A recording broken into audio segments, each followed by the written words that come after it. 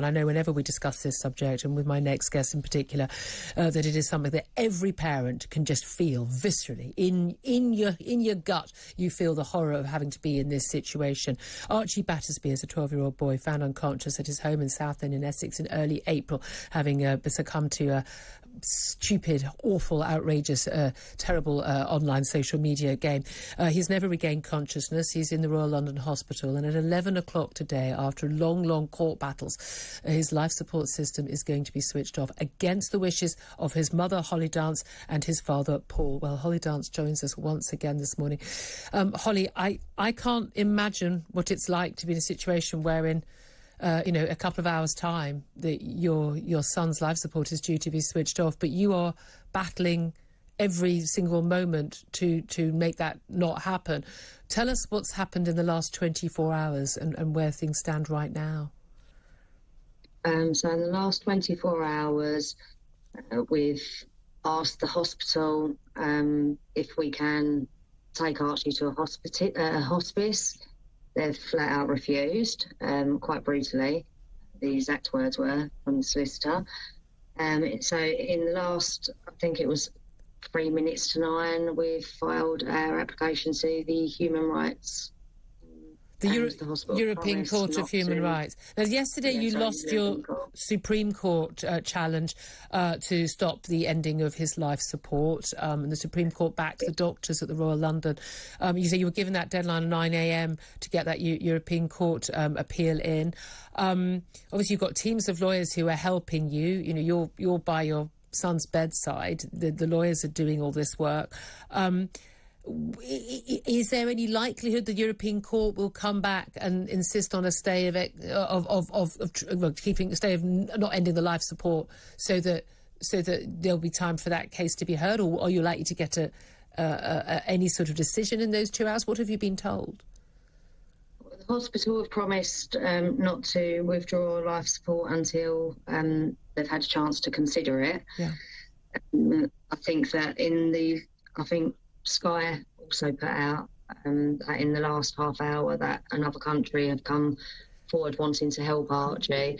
I just think if there's other options available, which there clearly is, there's other countries wanting to treat him, why have they got to end his life here? Why can he not go to those other countries? We understand, yes, that doctors in Italy and Japan have said they'd like to offer him treatment. And I mean, I suppose the argument that we're told by the courts is that the doctors believe that he is brain dead, that his organs will fail in a matter of weeks, even if he continues on life support, and that it is in his best interest that his life is ended sooner rather than later, and as a matter of sort of protecting him, and that is his best interest.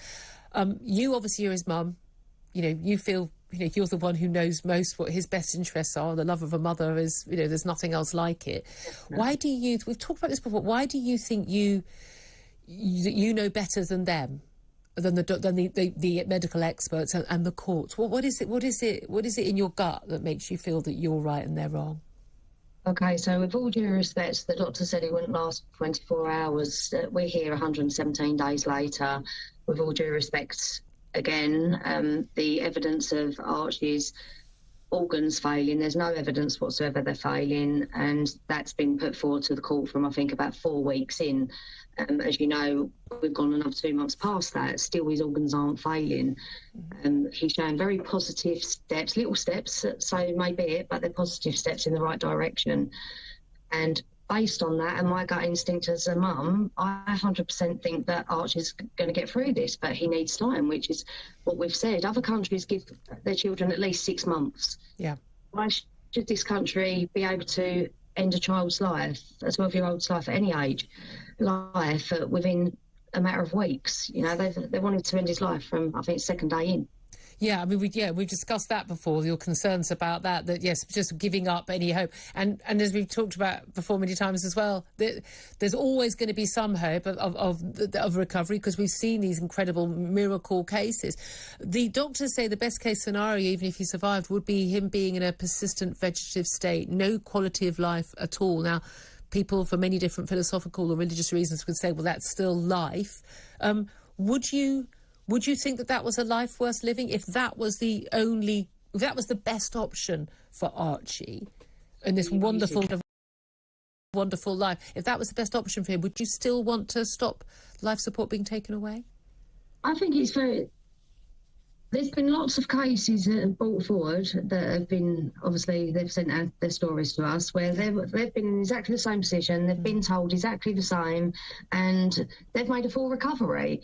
Rehabilitation, yes, it did take a while, but being in the condition that, obviously, a vegetative state, you can go through rehabilitation, it can be improved. As for no quality of life, I think it's a bit extreme, really.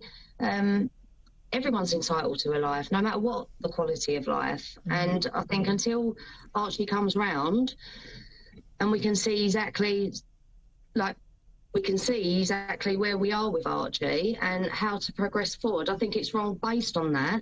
The same as based on the probability he might likely be dead. I'm prepared to take that chance. Yeah, I think as most parents would. You come across so... I mean, you're so eloquent, you're so calm and so sweet. I think a lot of mums and dads watching this say, how do you manage to do it? You're sitting in the room, I think, next door to your son's room in the hospital, which is where you've been most of this time. You do interview after interview. This is on the day when your son may have his life ended by the hospital there. How do you stay so calm? How do you stay so reasonable? And I'm drained, I'm broken, I'm in fight and flight. I'm putting my son's fight before dealing with myself and my own emotions, because this at the minute, fighting doctors is way more important, and fighting for my son's life is way more important than something I can deal with in the future. Yeah, haven't got time for those sort of emotions right now. In terms of what we're going to learn, you hope to hear back from the court before 11. If the court doesn't make a statement before 11, you're saying the hospital has said they won't withdraw life support if they haven't heard from the court? Yes. But you're sitting there. We've had day after day after day where you've been told this is the day that your son's life support is going to end and your son is going to die. How does someone cope with every single day going through that? I just take each day as it comes, like I have done from the word go of being here, really. That is all I can do. I'm doing everything within my power as Archie's mum to fight for my little boy's life, and I promised Archie, the same as Archie's dad did, we promised Archie to fight until we can't fight no more, and that's exactly what I intend to do. You certainly are, Hollie, and his father, Paul. There, but for the grace of God go I. I mean, everyone, I think every parent listening and watching this will feel for you, whether they think that the medics are right or you're right, the fight that you have as parents to try and keep your little boy's chances alive. It's an incredible thing, and I just wish you all the best, and I wish you were here so I could give you a big hug, because mum to mum, I just can't imagine what you're going through. Hollie Dance, just accept our best wishes and just hopes for the future for you.